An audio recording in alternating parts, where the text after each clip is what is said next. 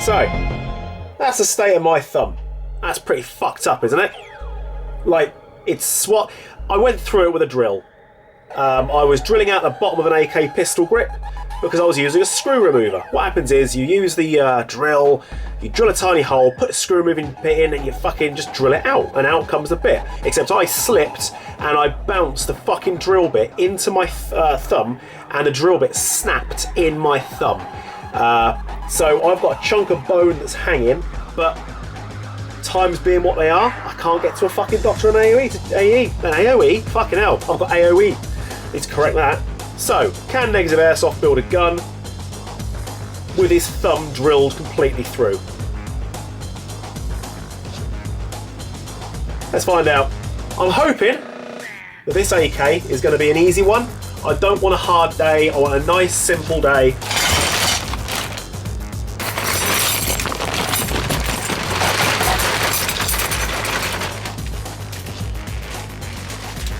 Oh! So here's my plan. I'm going to throw in a high-speed motor and a set of 13-to-1 internal bearing gears. His batteries are 7.4s, which is a good choice for a little AK. That means I can use high speed and high speed. There's no reason why not. If you use 11.1, it will fucking rinse it. But hopefully he'll be smart. He has supplied the correct batteries for it. We're going to change out piston. The rest of these parts I'm going to leave alone because they're good. I'm going to change out the trigger switch assembly for this MOSFET that he has supplied. It's a Perrin. I need to change any of these parts here. It's just my normal short strokey stuff. The question is, can I do it while I'm all fucked up? Fuck, this is incredibly difficult. Kill me. Oh, you dirty bastard.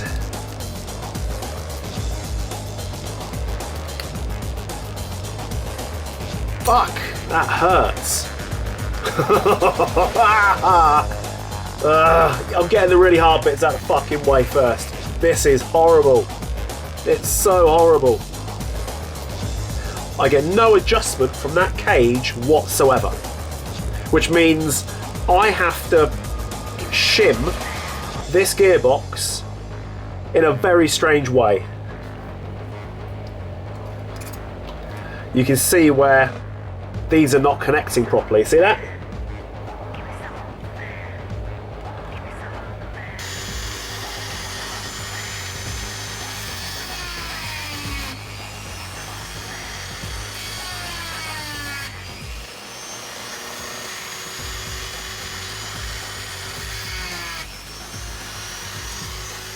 That's right, I used a different fucking method. Cool, right?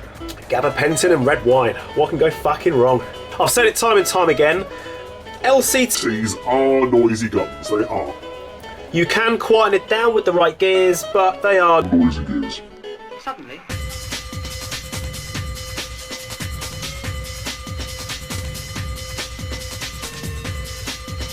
It's going to be hard to do anything really decent for this video for you, because this is fucking killing me. It's going to be hard to do anything really decent for this video for you, because this is fucking killing me. It's going to be hard to do anything really decent for this video for you, because this is fucking killing me. It's going to be hard to do anything really decent for this video for you, because this is fucking killing me. So let's just talk about shimming for a little bit. People keep fucking asking me about shimming. How do I shim guns? What's the technique? I guess I'll finally answer you. There is no technique. It's whatever fucking works for you. Now you watch the little thumbs down clicking twats when they see how I do this, alright? There's so many ways to do it. You can start with this, you can start with this. The only one you can't start with is that. You can, but there's no point. So, once again, I'm going to start with this one. First things first, I want to make sure it spins. And I'm going to put it on the thinnest shim that I can. Then I listen for noise. Is it touching the bushings? It is not. That simple. Then I close the gearbox. Boom. And I'm going to see how much room I've got.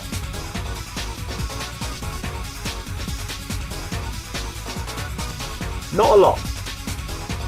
Actually, not a lot at all. So, I reckon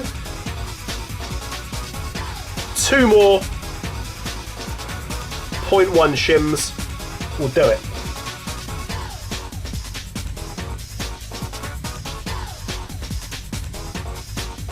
Maybe 3. 1, 2, 3. Test it. Tiny bit of up and down movement. Let's put 1 more on there.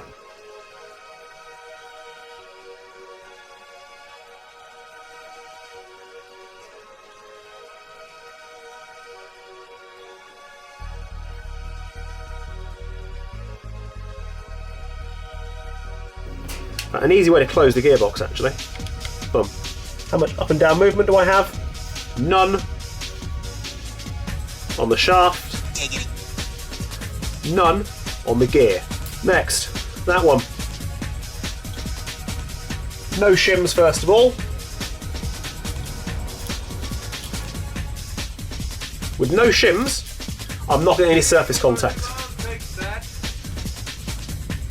We're going to need at least 1 shim.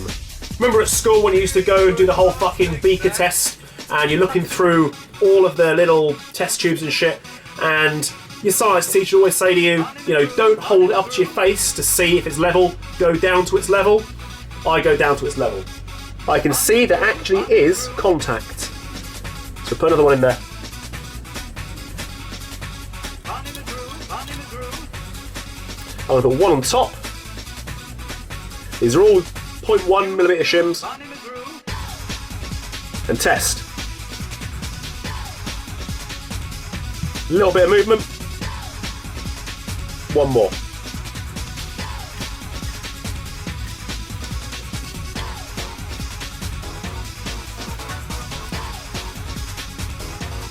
If you shake these, you'll hear rattling if it's too loose.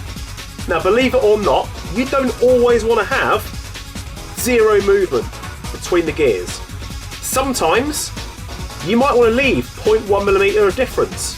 It depends. You'll only know when the gun is perfectly shimmed and it's still noisy.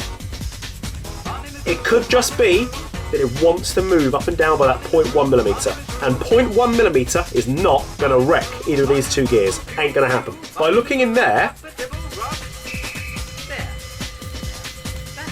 I can see and hear that I need to get more room between these 2. So we pop 1 off and put it on the bottom. 1 more time. Right, let's pop a screw in it, see what it sounds like. Okay, I'm looking down through the hole where the nozzle goes. I can see although that is pretty good, the gear is sitting too far over to that side. I need to bring the gear this way. You want to have that gear as central as possible. Not completely central, as central as possible. But holding it here, that's telling me that it needs to go down to get central. That needs to go that way to get central. Get some light on it. So,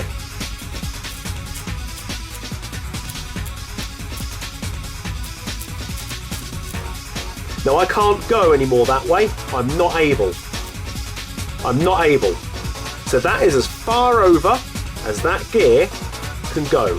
I can still see it and hear it touching together. So I've got to shift this one up, making it even less central. Now we have silence.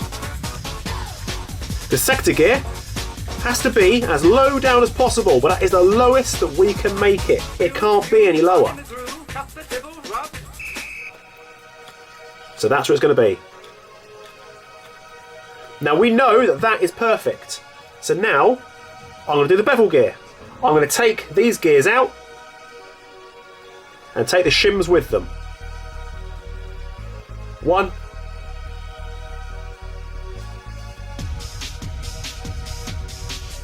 2. Bevel gear. Let's assess how much room we've got. Start off directly central. That's what I do. I like to make sure I'm central. But listen, loads of movement. So we're going to start off completely central.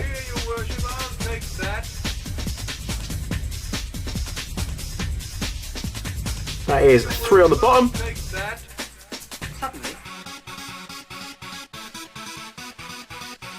3 on the top. Movement.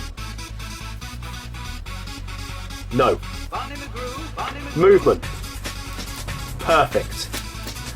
That was absolute guesswork. Absolute guesswork, because I remembered how many shims I put on each one of those, and from memory, from other guns, I happen to know how many shims I need for the bottom of there. I'll keep a little list. I can tell you that a ZCI bevel inside a VFC Avalon requires 0.1mm shims and 5 of them on top, and then underneath 7.01mm shims.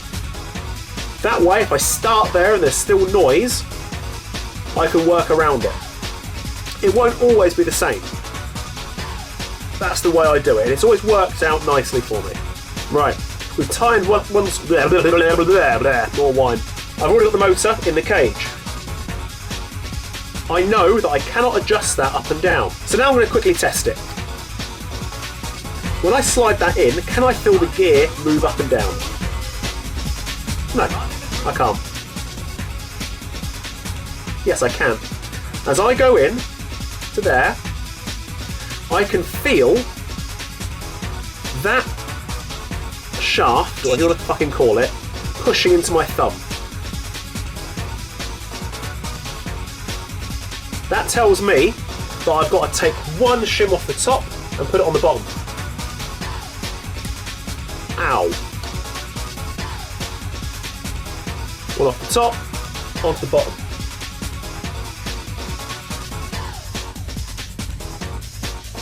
Back on again. I'm not going to put the screw in this time because I don't need to. I've done this 1,000 times. Yes, I do. Because I haven't got the force in my thumb to close that gearbox casing tight enough. Close it up. Is it still spinning? Yes, it is. Pop it on. As I do that, can I feel it moving up and down into my thumb? And the answer is no. No, I can't. To make sure that is completely right, one more on the back. No. No movement at all. Perfect. That should be fine. Should. But we'll only know we plug it in, because for all we know, we've got a bent bushing. Perhaps the pinion doesn't like that particular gear. There could be 1,000 reasons. Now, because that was dropped all the way down low, we know that is the lowest it can go. So when I close these two up, will it have resistance? So for all those people that say you need to start on the fucking bevel gear when you shim a gearbox, you fucking don't. You use whatever method works for you, and my method is a fucked up hand and red wine.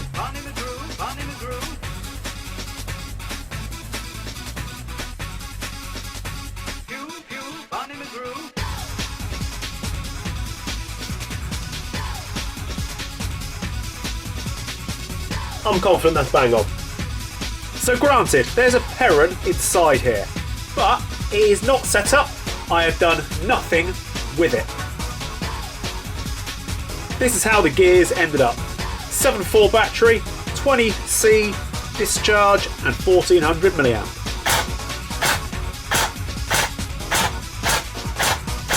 Now that is kicking out 346 feet per second average, hopping a 0.28. That's pretty good. There she is. I am not a fan of the little AKs like this. They're not my thing. I don't like them. It's a bit ugly. I don't like it, and I really fucking hate those. They're fucking horrible.